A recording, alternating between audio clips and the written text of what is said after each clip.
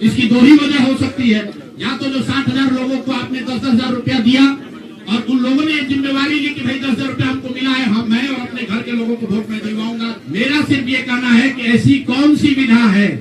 कि हम लोग 3-3 साल एक विधानसभा में घूम रहे हैं, लोगों को ये नहीं मालूम है कि जन स्वराज का चुनाव चिन्ह क्या है।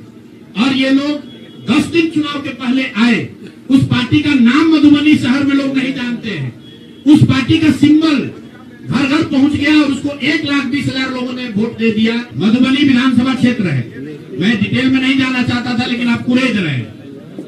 मधुबनी विधानसभा क्षेत्र है, वहां से उपेंद्र कुशवाहा जी के पार्टी के उम्मीदवार चुनाव जीत कर आए हैं। मैं पूरे यहाँ पर जितने मीडिया के साथी हैं, जितने यहाँ चुनाव के विशेषज्ञ हैं, आप भी यूट्यूबर हैं, मैं दावा कर रहा हूँ आज हो 5 महीने के बाद हो, आप मधुबनी विधानसभा क्षेत्र में जाइए, वहां पर एनडीए के प्रत्याशी को 1 लाख से ज्यादा वोट आया है।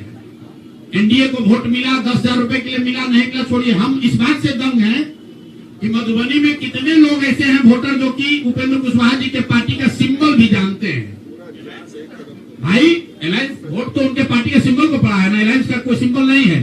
तो आखिर रातों रात पूरे मधुबनी क्षेत्र में, और क्या हुआ मैं नहीं कह रहा हूं, मैं आपको और आपके जरिए पूरे देश के लोगों को ये बताना चाहता हूं कि जो भी लोग सर्वे, सेफोलॉजी, पत्रकारिता, राजनीति में इंटरेस्ट रखते हैं,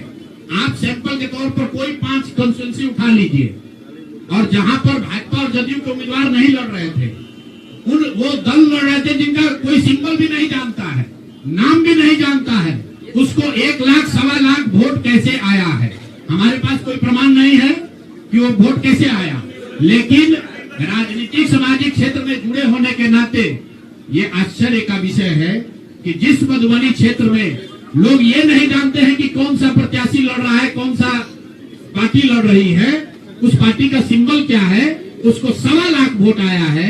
और जो लोग वहां जीवन भर राजनीति कर रहे हैं उनको वोट नहीं आया। संभव है उनको इतना समर्थन है, लेकिन मेरा आपसे आग्रह ये, भाई देखो 1 मिनट आप रुकिए, आपका सवाल 10 ले चुके हैं, और भी तो लोग हैं, आपका एक और ले लेंगे, आप शांति से बैठिए, ऐसा मत घबराइए, हम यहाँ बैठे हुए हैं। और मेरा आपसे अनुरोध है, मैं कोई आरोप नहीं लगा रहा हूँ, लेकिन मधुबनी जैसे 5 सीट का मैं आपको हवाला देना चाहता हूँ, जहाँ पर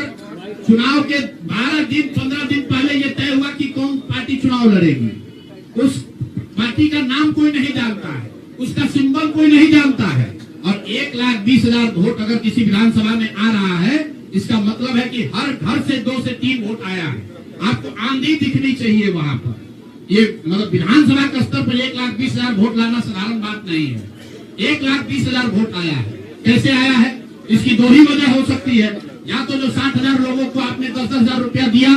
और उन लोगों ने जिम्मेवारी ली कि भाई 10,000 रुपया हमको मिला है, हम मैं और अपने घर के लोगों को वोट में दिलवाऊंगा या दिलवाऊंगी, या फिर कोई ऐसी बात है, दृश्य शक्ति है जो हम लोग को हमारे समझ से बाहर है कि भाई कैसे ये संभव है। और मैं ये नहीं कह रहा हूँ कि वहाँ वोट कैसे पड़ा,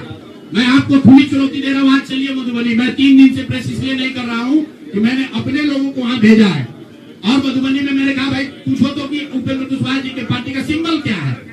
30% लोग को सिंबल नहीं मालूम है कि सिंबल क्या है, और उनको 1 लाख से ज्यादा वहाँ वोट आया है। मुझे उपेंद्र कुशवाहा जी से कोई लड़ाई नहीं है, उनको उनके पार्टी के प्रत्याशी से कोई मुझे लेना देना नहीं है। मेरा सिर्फ ये कहना है कि ऐसी कौन सी विधा है